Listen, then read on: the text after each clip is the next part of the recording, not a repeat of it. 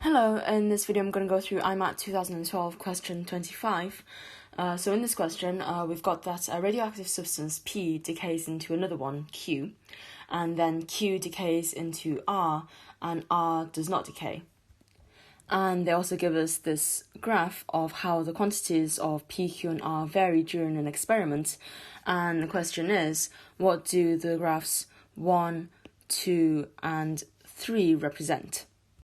Okay, so let's have a look at our graph and let's work out some of the properties of this graph and see how those properties fit into what we're told about P, Q and R. So what are some of the properties we could look at? So first off, are my quantities increasing or decreasing? Well, for 1, we can see that it's just increasing all the time, right? But for 2, we have an increase and then a decrease. So we increase, then we decrease. And then for 3, we're just decreasing everywhere. Also, how much of each substance do we begin with at the start of the experiment? Well, we have a whole bunch of 3, but we have 0 for 1 and 2. Okay, so how do those properties fit into what we're told about P, Q and R? Well, the second one's probably the easiest one, actually. How much of each substance do we begin with? Well, we begin with a whole bunch of P, and then that decays into the Q and the R. So we have P at the beginning, but the Q and R are created later on. So that would suggest that our number 3 curve is P, and the Q and the R are 1 and 2.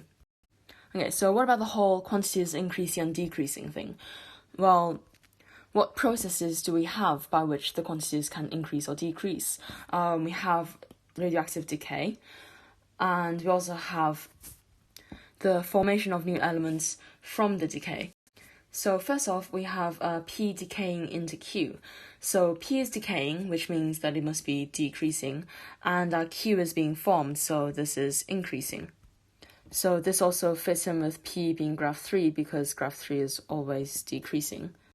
Right, now we have that Q decays into R, so Q is decaying, so Q is now decreasing, and R is being formed.